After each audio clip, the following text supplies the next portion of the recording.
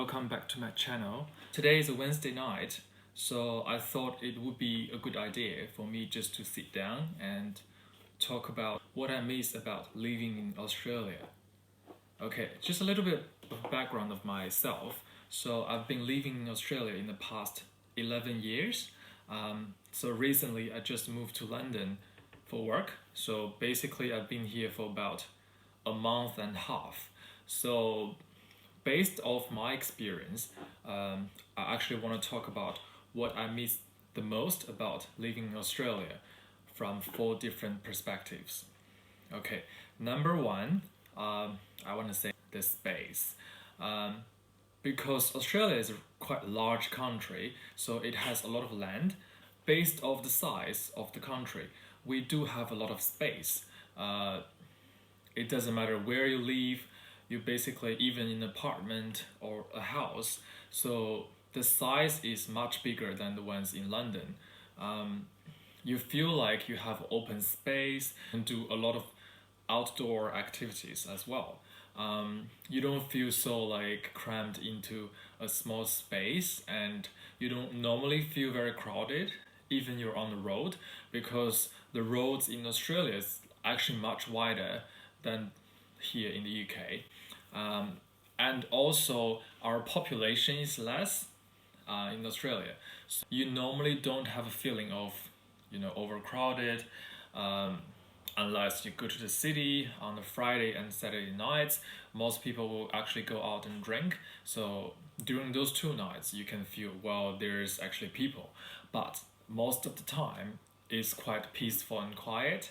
But in London, because it's a big city, it's like an international city. So even on the tube, like rush hours, the traffic, everything, and the size of a flat where I'm living in now, everything's pretty small, and so you feel like, well, in terms of the space, you don't feel that spacious generally in London. So that's the first point. The second point I want to make, the second aspect I want to actually point out is actually our lifestyle. So back in Australia, because our weather is much nicer and it's much warmer, so most people in Australia, we do enjoy actually the beach. So we have a lot of beach in each cities. So you can normally just go for a run along the beach. You can normally just lay there and enjoy a sun bath. You can do a lot of things outside because the weather is really nice. But in London, it's pretty much like raining every day, and it's pretty cloudy, like gloomy all the time. So sometimes you feel a little bit depressed because of the weather. You don't see the sun very often, so you can't really plan any activities outside. Basically, you just stay in or you go inside, like do some indoor activities. But in Australia, the weather is so nice, you have the sunshine, and most people surf, and you do a lot of exercise outside, and you can just enjoy like a brunch outside. You can just lay on the grass in front of the library and you can just read a book. A lot of things you can do outside.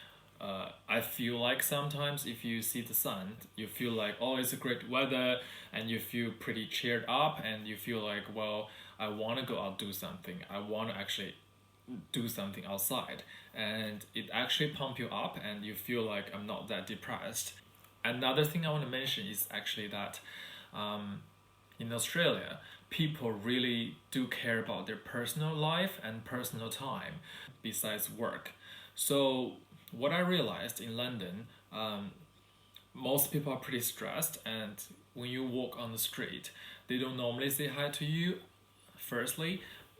But in Australia, if you're walking on the street, people would actually greet each other, would say hi to each other. We have a chit chat and all that, have a laugh. But in London, people seem pretty cold, and they look all distant to me in a way. I feel like it's because of the stress, and your lifestyle isn't that great because it's very expensive to live here in London. So everyone's actually trying so hard to work and maybe do 2 jobs at the same time just to be able to afford to live in London. but in Australia, people are pretty happy in general. The lifestyle in Australia is a bit better. So let's move on to the third aspect. Um, the third thing I want to talk about is actually the pay. Um, from my experience, because I've actually worked in the corporate, and I've also been teaching for the past 5 years. So what I realized in Australia, generally across all the industries, the pay is slightly higher than the pay in the UK. Because London is like the financial center of the world, so if you're working in finance and banking, maybe you get a much higher pay here in London. But across like all the generic industries, like teaching, nursing, like even all the normal corporate jobs, I feel like in Australia you get paid a lot higher. Um, and also the ratio is much better in Australia because when you get paid higher, the rent is not as expensive as in London. So I feel like you can actually manage your personal finance a little bit better. You know how much disposable income you have in Australia, and it's quite enough for you to rent, to go out, maybe to travel, shop, and all that stuff you can do. So you're not so stressed about money all the time. But in London, the pay generally is a bit lower. However, the rent is higher, and the transport is higher. Um, so in a way, people in London, you feel like more stressed and pressured on money because you really have to plan your budget very carefully to be able to afford rent, food, transport, and all that stuff. So that's about pay. But in terms of the pay, I just read a research recently. I think the hourly rate, or you call like a national minimum wage, in Australia is actually higher than the one in the UK, and I believe Australia ranked in the top three highest hourly rate country in the world. So which means our national minimum wage hourly rate top three in the world. So it's pretty well paid, and also the cost of living is not super high, so you could still actually manage. But in London, everything's expensive, but the pay isn't ideal. So what you have to do is really actually find your balance to be able to live a decent life. Okay, so the last point I want to make is about hierarchy. So from what I can see in the UK in general, everything is very procedural. So you have to go through a lot of steps, you have to go through a lot of procedures to get one thing done. So British people are really like by the book. So they actually follow the instruction, the policy, the procedures very precisely. But Australian people, in a way, they are pretty relaxed on this type of hierarchy thing. So we are not actually a hierarchical society in general. I feel that's a pretty good thing because in a way you don't have to go through a lot of steps to get one thing done, which is pretty efficient. Everyone treats everyone equally, so we feel like in a society it's not that hierarchical. I mean, like, we don't really discriminate anyone, so we are all the same. uh, just a few examples. Before, when I was working in the corporate, my manager and or my superior, they actually drive like a normal Japanese car, which is pretty cheap.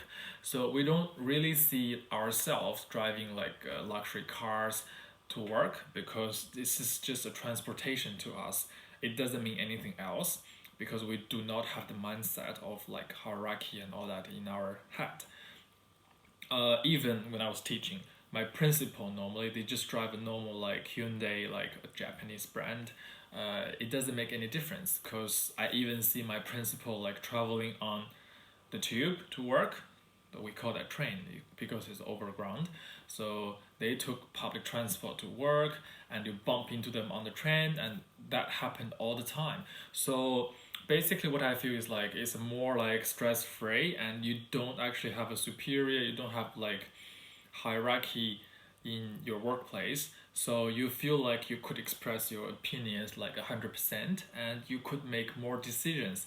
So that's one thing I really enjoy. But in London or in the UK, I understand because there's a long history, and UK is one of the most powerful like Western countries before. So when you set up all these procedures and hierarchy, and you have the loyalty family here, so it's pretty understandable. So what I need to learn is actually try to adapt into a new lifestyle and try to learn all the procedures here. So make sure I don't get myself in trouble. So I follow the procedures and the policies. So if you wanted me to do things by the book, I'll do things by the book. It's just the difference I want to compare and really talk about. So today's video is basically just like a Wednesday night chit chat. Because I've been living in Australia for a long time, which is over 10 years, but I've only been in London for like a month and a half. I'm still learning the culture here. I'm still trying to explore and enjoy what London has to offer. So in the future, if I give myself a little bit longer time, I feel like I could get a better understanding or like grasp of what London is all about and the UK society is all about. That's about it for today. So if you like this channel, please subscribe and please like this video. I'm such a amateur YouTuber, so I don't really know that many functions on YouTube. I'm trying to learn all the functions.